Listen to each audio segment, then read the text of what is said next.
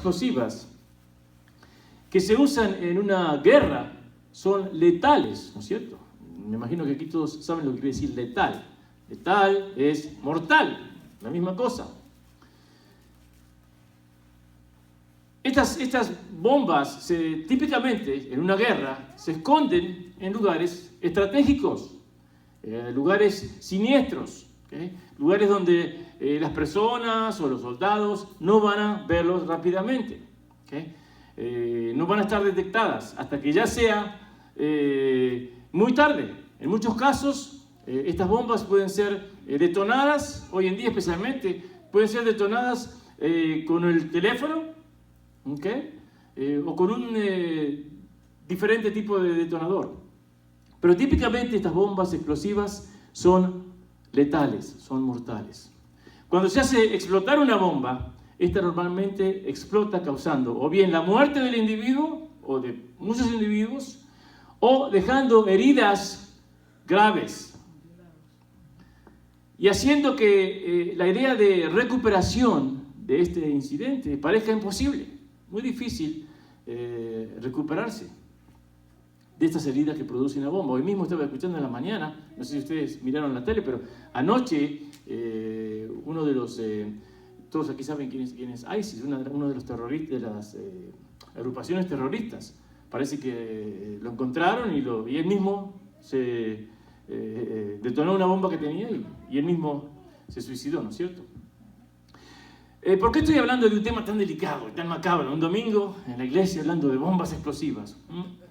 ¿Por qué estoy hablando de este tema macabro?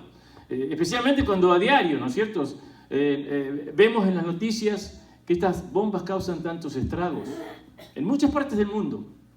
Yo elegí este tema de la guerra y del terrorismo físico porque nosotros, ustedes y yo, los cristianos, sabemos que también se está librando una guerra diaria en el campo de nuestras vidas.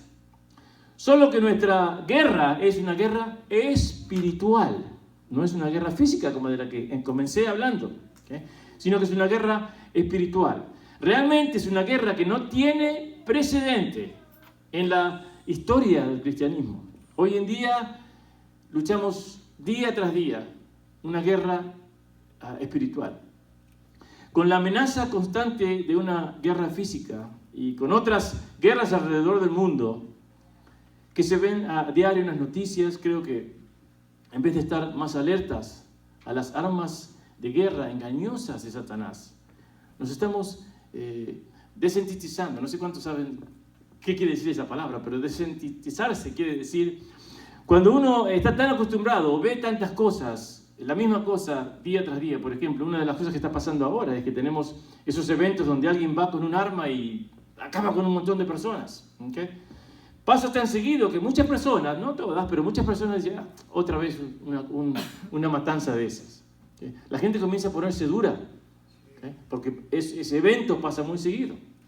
En otras palabras, las noticias y otros medios nos inundan con información de guerras, de asaltos, de ataques, algunos terroristas, ¿okay? Que despliegan todo tipo de violencia, todo tipo de derramamiento de sangre.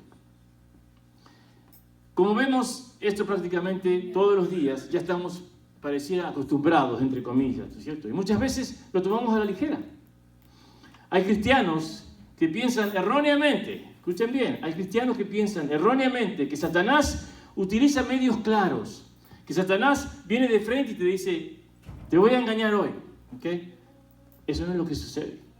Eso no es lo que sucede. Satanás es muy inteligente. Y Satanás casi nunca ataca de frente. Siempre ataca cuando estamos distraídos. Así es como él trabaja. Satanás no siempre se muestra claramente. Yo diría que casi nunca se muestra claramente. ¿Y por qué? El enemigo, el que va a robar a su casa, viene cuando usted está en su casa, cuando está usted con las luces prendidas. Eso no pasa casi nunca, ¿okay? El que viene a robar a su casa, viene cuando está en la noche, cuando está todo apagado o cuando usted está trabajando, ¿okay? De esa misma manera actúa Satanás. Sus armas de guerra y de terrorismo son destructivas y son sutiles. Cuando nos movemos en su dirección y pisamos el terreno que ha sido cultivado con el pecado y la corrupción entonces las bombas explosivas del enemigo explotan debajo nuestro. Y eso nos deja retorciéndonos con dolor emocional, con dolor espiritual. Los sentimientos de culpa, la vergüenza tal vez, el remordimiento, pronto levantan una barrera entre nosotros y Dios. Y ahí está el peligro. Ahí está el peligro. Algunas de las bombas espirituales más comunes son el orgullo, los celos, la envidia, la falta de seguridad, la falta de compromiso. ¿Cuántas personas tienen poco compromiso hoy en día? Ayer estaba hablando con mi mecánico, finalmente fui a llevarle el carro para que lo viera y recibí una llamada telefónica. Y el señor que estaba en el otro lado, le había dicho, del otro lado del teléfono, le había dicho a mi mecánico que iba a venir a verlo después del almuerzo. Un almuerzo a las 12 de la tarde. Ya eran como las 4 de la tarde. Y mi mecánico le dice, hey, me dijiste que venías después del almuerzo. ¿Y saben qué contestó el señor? Y bueno, yo como muy lento. Eran las 4 de la tarde. No hay compromiso. No hay compromiso. Si yo digo vengo después de comer, del mediodía, 12:30, 1, a más tardar, eran las 4 de la tarde. ¿Okay? No hay compromiso hoy en día. La falta de perdón, la frustración, el temor, la inmoralidad, ¿okay? El pecado de sexo, la negligencia. Estos son algunos de los artefactos que el enemigo pone en nuestro camino en su empeño para evitar que ustedes y yo experimentemos el amor de Dios. Espero que me estén escuchando. Satanás no quiere ni que ustedes ni yo tengamos una relación personal con el Hijo de Dios. Él no quiere que ni ustedes ni yo tengamos una relación íntima con Jesús. Sin embargo, Dios no nos creó para tener compañerismo con Satanás, sino para tener compañerismo con Él. El mayor deseo de Dios es que seamos compañeros de Él, que sepamos de Él, que lo conozcamos, que conozcamos sus designios, que conozcamos su voluntad. También quiere que tengamos compañerismo con los demás. Algo que muchas veces los cristianos, sí, son muy compañeros de Dios, pero se olvidan de los demás. Y los demás somos hermanos en Cristo. ¿Okay? Así que no solamente muy bueno que tengamos relación con Dios, intimidad con Dios, pero ¿qué pasa con los demás, con los hermanos?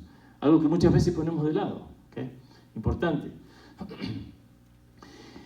No es posible disfrutar del compañerismo con Dios si en lo más recóndito de nuestra mente estamos luchando con pensamientos de orgullo, con pensamientos de celos, o con rencor, o con envidia. Usted ni yo podemos disfrutar de esa intimidad con Dios si tenemos adentro rencor, si tenemos adentro envidia, si tenemos adentro orgullo. El orgullo, por ejemplo, que es muy común entre todos nosotros, ¿okay? El orgullo hace que nos coloquemos encima de Dios. Hablé el otro día acerca de Pedro. ¿Qué pasó con Pedro? Pedro le dijo, cuando Jesús estaba hablando de lo que iba a suceder, ¿qué es lo que dijo Pedro? Estos tal vez te abandonen, estos tal vez te delaten, pero yo nunca, nunca. ¿Y qué pasó después? No solo lo negó una vez, lo negó 3 veces. El que se sentía muy, muy grande, gran cosa. ¿Okay? Orgullo. El orgullo entonces hace que nos coloquemos por encima de Dios. La persona que está experimentando una bomba espiritual no piensa en cómo Dios le ha dotado a través de su palabra con todo, hago hincapié en la palabra todo, con todo lo que necesita para que pueda salir victorioso de esa situación. Estamos hablando recién en la clase. ¿Okay? Dios nos da muchísimo poder. ¿Okay? Lo que pasa es que nosotros, con nuestro propio libre albedrío, elegimos hacer nuestra voluntad, darle gusto a la carne, en vez de hacer lo que el Espíritu nos muestra. ¿Okay? Una cosa que quiero que se vayan de aquí pensando, o sabiendo, posiblemente algunos ya la sepan. El Espíritu y la carne nunca van a estar de acuerdo. No pueden mezclarse. El Espíritu y la carne es como el agua y el aceite. Usted no puede No se pueden mezclar. ¿Okay? El profeta Isaías dejó constancia de la caída de Satanás. Satanás cayó porque era orgulloso. ¿Okay? Él quería ser como Dios. Miren lo que dice Isaías en Isaías 14, 13 y 15. Tú que decías en tu corazón, subiré al cielo en lo alto, junto a las estrellas de Dios, levantaré mi trono y en el monte del testimonio me sentaré. Seré semejante al Altísimo. ¿Okay? Ese es Satanás el que habla. Seré semejante al Altísimo, quería ser como Dios. Mas tú, derribado eres hasta el Seol, a los lados del abismo. El orgullo tiene un solo final, y ese final es la destrucción. El enemigo nunca quiere que mantengamos nuestra atención centrada en Dios, y usa pensamientos de inseguridad, pensamientos de temor, de desánimo. ¿Cuántas veces? A mí me pasa, y estoy seguro que ustedes experimentan lo mismo. Pero el enemigo ataca, cuando abrimos la puerta al enemigo, él enseguidita se mete. Es como esos gatos, no sé si ustedes, había mucho tiempo atrás, no sé si ustedes, yo me acuerdo cuando era pequeño, veía una serie de dibujitos que se llamaban, aquí se llama The Flintstones, en Argentina se llamaba Los Picapiedras. Eran unos muñequitos que andaban, y cuando empezaban la serie, una de las cosas que hacía el Peter, ¿no es cierto?, el papá, era sacar al perro afuera. Y sacaba al perro afuera y antes de cerrar la puerta, el perro se le escondía otra vez, se le metía dentro de la casa. No sé si se acuerdan de esa parte, pero era al principio de la serie. Y eso es lo que hace Satanás. Eso es lo que hace Satanás. Uno lo saca y ni antes que cierre la puerta, ¡pum!, se metió otra vez. ¿Okay? Satanás nos quiere en la guerra y en el terrorismo. Jesucristo nos quiere en la paz, en la tranquilidad. Si no lo han hecho todavía, entonces busquen por favor ahí el pasaje en el capítulo 16, del versículo 33, un solo versículo, se los leo rápidamente. Dice lo siguiente: estas cosas os he hablado para que en mí tengáis paz. Y es Jesucristo el que habla, ¿no es cierto? Estas cosas os he hablado para que en mí tengáis paz. En el mundo tendréis aflicción. ¡Qué verdad tan grande es esa! En el mundo tendréis aflicción. Pero confiad, yo he vencido al mundo. Eso es muy, muy hermoso, muy hermoso. Jesucristo nos promete paz, siempre. Y miren, yo siempre digo, yo podré tener 10 millones de dólares o paz. Y si tengo que elegir, cada vez voy a elegir paz. ¿Okay? La paz no tiene precio. La paz no tiene precio. Jesucristo nos promete paz. Y cuando estemos en Él, en el mundo hay aflicción. La aflicción viene de todo tipo, de todo color y de todo sabor. ¿Okay? Nunca falta la aflicción en el mundo. ¿Por qué? Porque vivimos en un mundo caído. ¿Okay? Para mí no es raro oír a alguien decir que está luchando con pensamientos de inseguridad, o por ahí pensamientos de envidia, o pensamientos de celo, o de enojo, o de depresión.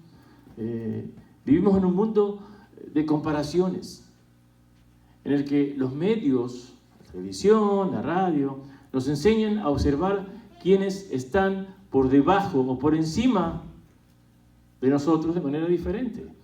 Yo una de las cosas, ya no me pasa gracias a Dios ahora, pero en el pasado, una de las cosas cuando yo veía las noticias o veía comerciales que mostraban a estas personas con mucho suceso, manejando unos carros tremendos, viviendo en unas casas grandísimas y cómodas, yo siempre pensaba, pero ¿por qué no yo? ¿Por qué no puedo yo ser una de esas personas?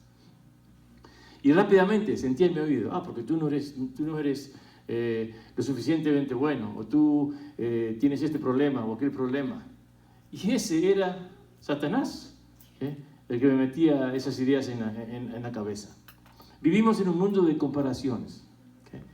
Nos comparan. El mundo compara a usted con otro que tiene más suceso. Y usted se siente mal. El interés principal de Dios, el interés principal de Dios es que nos concentremos en Él, que nos concentremos en su voluntad. Ese es el interés que Dios tiene como principal.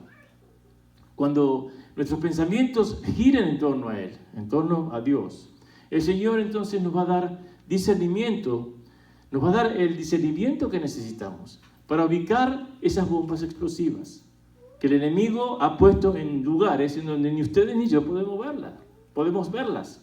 ¿Okay? Si tenemos un pensamiento que nos dice que alguien está siendo reconocido por encima de nosotros, o que no tenemos suficiente valor como personas, o que fallamos de alguna manera, podemos entonces pedirle al Señor, a través de la oración, que nos dé su verdad.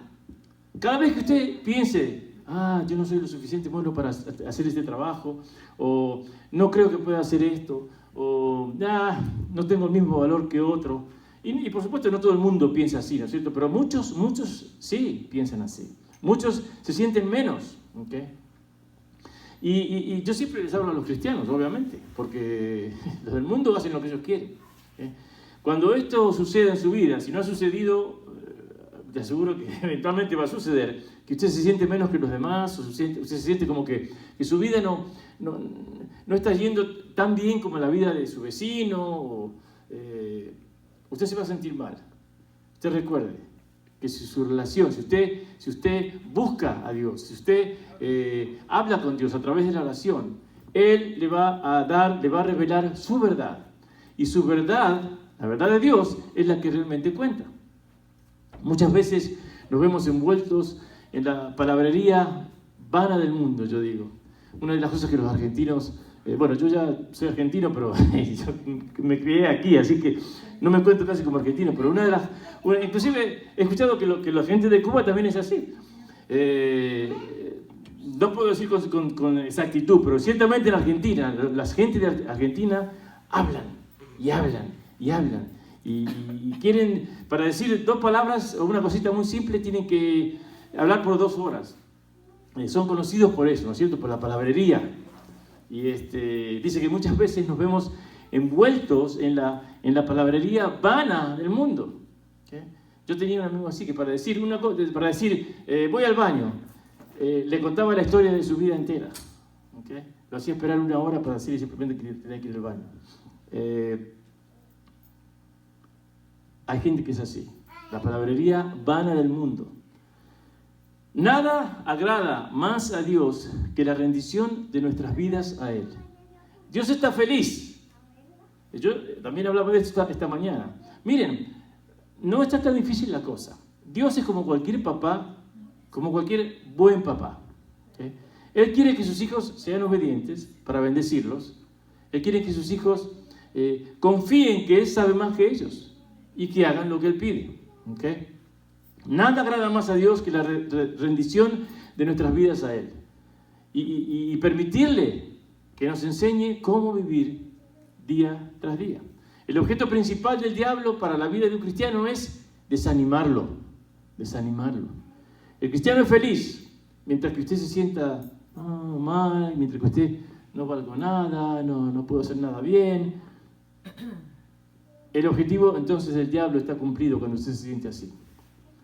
Él quiere que nos demos por vencidos, nos tienta para que cedamos al pecado. Y cuando lo hacemos, lo primero que hace es acusarnos. Mira, va enfrente de Dios y le dice, mira, este cristianito, cómo pecó, mira lo que hizo, mira lo que pensó, mira lo que dijo. ¿Okay? El diablo cree que si puede manipular las circunstancias, creeremos sus engaños. Lo hizo con Eva, que desde el principio del mundo lo hizo con Eva. Vamos a creer sus engaños y vamos a experimentar la explosión de esa bomba explosiva del desánimo y del temor. El temor es otro grave. Las cosas que se hacen por temor son increíbles. No tenemos tiempo ahora de hablar de eso, pero algún día voy a escribir otro sermón sobre eso. ¿Cuántas cosas hacemos por temor? Muchas veces Satanás nos tentará para que caigamos en el pecado sexual, porque esta trampa especifica no solo, esta trampa produce no solamente vergüenza, sino tristeza. Muchos cristianos se sienten indignos, se sienten no limpios o sucios, por decirlo así. El resultado es siempre catastrófico, no solo para ellos, sino para también sus familiares, su gente que conocen, sus amistades. Las consecuencias del pecado sexual se mantienen durante generaciones. Hace poco un hombre de edad madura se deshizo en lágrimas, después de darse cuenta que había seguido las pisadas de su